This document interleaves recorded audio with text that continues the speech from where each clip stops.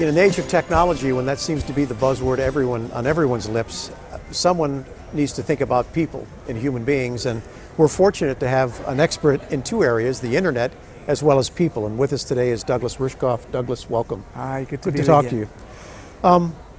There is a lot of talk about technology, and you were of the internet before there even was an internet, and a precursor of what was to come. Can you talk a little bit about the people equation?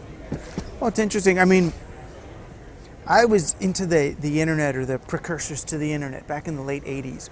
And I remember I pitched a book, and I wrote a book for Bantam about the internet called Siberia. And I finished it in around 91, 92. And they canceled the book at the end of 1992 because they thought the internet would be over by 1993 when the book was scheduled to come out. 20 years ago, that was the thinking. And it's because they saw it, and they saw it like CB radio, if you remember, Breaker, that it would be this fad and it would disappear. And I thought the CB radio, if anything, the fact that it was like CB radio would be why it would stay alive. But to me, the internet was never about the technology. It wasn't about the modems and the switches and the computers. It wasn't techno-fetishism like you might see on the cover of Wired. It was people getting to connect with people in ways they hadn't before. You know, I was raised on television, so everything, I just sat and watched this tube. You know, once I had a computer and I could reach through the screen to someone else, to another person, and actually exchange information, to me, it was a revolutionary moment, like the 1960s, a Grateful Dead or an acid moment. It was, you know, it was I was overwhelmed and changed, and I assumed that everybody else who went online would reach out, touch some other person, exchange some information, and experience themselves in this whole new way. Now, over the 15, 20 years that the internet's been out there, it ended up being kind of a little bit more energized by kind of traditional corporate capitalism and marketing and things than it has by people. And it's ended up being, for many of us, a very deadening kind of experience. You go out there online, am I going to buy something? Am I clicking on this? But if it's going to work, and when it does work, is when it connects people in a real way, is when it is an extension of our social lives, of our humanity, of the things we care about, rather than just a box that we have to put something in. So the more it's commercialized or taken over by corporate America, the more you feel disappointed. The more I feel exactly. And in that sense, I mean, it ends up not being a question of technology, but, you know, technology doesn't kill people, people kill people, right? So I end up looking, you know, and I ended up becoming a social theorist as a result of this. I was a net guy, but if I say, oh, now my net is deadening people, it's because, well, what were corporations for? Were corporations invented to promote peer-to-peer interactions between people, or were corporations invented to create chartered monopolies that prevented peer-to-peer interactions between people? It's like, oh, I get it. Whatever you throw into the internet's going to get amplified really rapidly. So is there, in fact, a big corporate black hole that sucks you back to where you used to be, commerce, I guess? Well, there is a corporate black hole, but the beauty of the net, and this is why I'm on the bandwagon, for people to understand how the internet works. How does this thing work? If you understand how it works, if you speak the language of the net, if every website you go onto, every tool you use, you understand how it works, then you can distinguish between what is the nature of the technology and what is the technology being asked to do. And that way you'll be able to say, oh, you know, is Facebook really here to help me make friends? Or is Facebook here to monetize my social graph? Is Facebook here to really help my company connect with people in a real way? Or is Facebook here to convince me to operate my company in a way that's actually alien to creating value? So it's having a more adult view, perhaps, right. A more cynical view, or at least an informed view. In some ways, or an informed or literate. Right. You know, just it's your critical faculties have to be at play. You know, and what happens is a new technology comes around, and it's so magical, it's so mystical, and things are moving around and swirling and clicking, and that our critical faculties disappear. You know, and it's the way people used to listen. You know, in ancient Greece, they would listen to the epic poetry writer. You know, the guy would come to the town square and he'd recite 40,000 lines of verse, and they would just go, oh my God, how did he do that? And that's the way we look at these things. So we kind of glaze over, and that's that to me is the real issue here. Well, in some respects, it seems as if meetings were social media before there were social media, in the sense of coming together and connecting and Right. interacting, but personally there. Right, personally, and in a real regional, local way. And that's why once planners realize, oh, this is analog. Analog used to just be. Now analog is something particular because we have digital. So now if we're going to have an analog meeting, what are our home field advantages? What do we have that the net doesn't have? We have a place. So when you're holding an analog meeting in real life, you have to think, do I want to hold it in a generic place? Or do I want to find a place that feels and smells and looks like a specific place? Any city I would go and do a meeting, I would find a landmark to do my meeting in. I mean, yeah, you have people stay in a hotel, they're not going to camp out necessarily, right. but they occupy, come together in a right. Yeah. I mean, I'm almost saying occupy. It's like the Occupy Right. movement, but occupy meetings. Really occupy them in a way that feels as real as Zuccotti Park or something there where people are gathering in a real place at a real moment in history.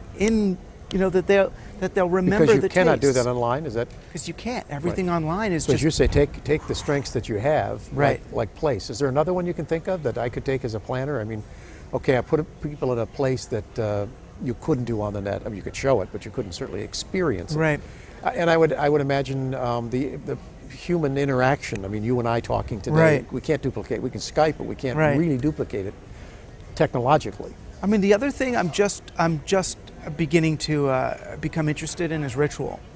I just defended my dissertation, right, in Utrecht, in a room where they've been defending dissertation since 1100. Right, Descartes was in this place, and Spinoza was in this place. And there I go in this room, and it's not like in the U.S. where you sit around a table in a conference room. It's this room with the portraits of all the presidents of the university, and all the professors are flown in from around Europe, and they sit around this big podium thing with hats and robes and wigs, and there's a lady with a gavel, and they're speaking in Latin, and I had to learn some ancient Dutch in order to how to address these people. And I realized with all of those levels of ritual, the interaction between us became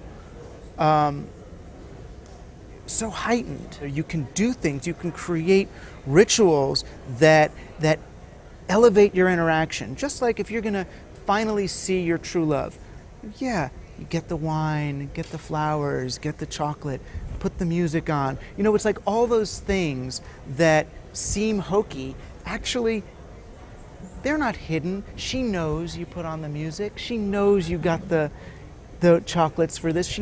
They know, but the fact that they know, the fact that they understand that you've put yourself out to create something special and ritualized and heightened gives them permission to be extra alive, to be extra human. And you fascinating. You kind of float above it on It's a certain level. almost McLuhan-esque in the sense of It the is. medium being the message, and as you say, the trappings, the cues that were surrounding you in Utrecht, or the cues that would surround somebody in a meeting, Right. would elevate the engagement, elevate you said it so eloquently before, or whatever you just said, eloquent, the moment. I mean, Yeah, McLuhan did talk about that. The real thing McLuhan was trying to get at was that he talked about the figure and the ground, right? The figure is like the subject of the thing, that's what we're arguing about. But the ground is the environment in which that's happening. And what he was all about was that the ground is where the action is.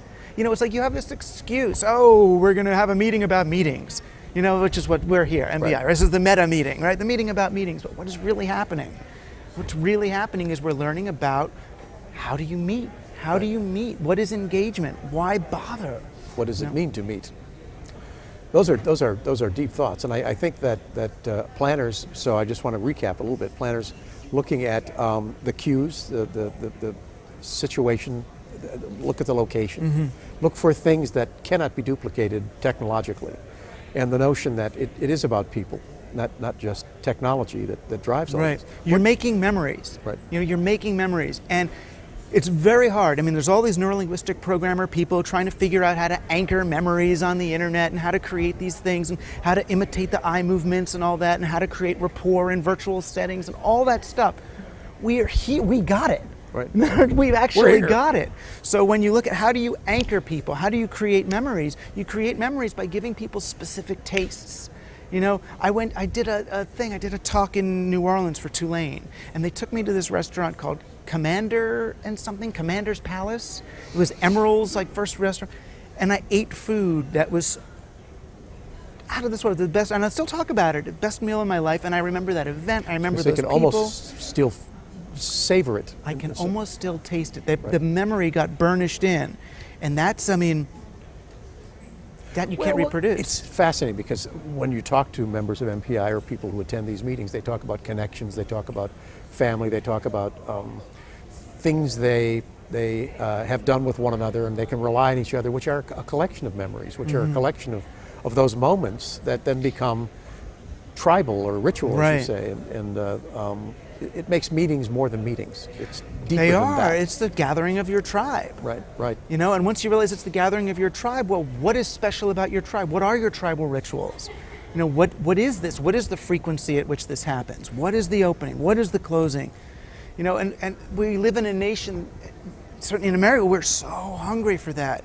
We're so hungry for ritual of any kind because everything's become so generic. You go to almost any town, there's the Starbucks, there's the this, there's the that. It's like we want that sense of particularness. Terrific, thank you. We've been speaking with Douglas Rushkoff, who's taken a little short trip with us into the future, but more importantly reminded us technology is not about technology, it's about people.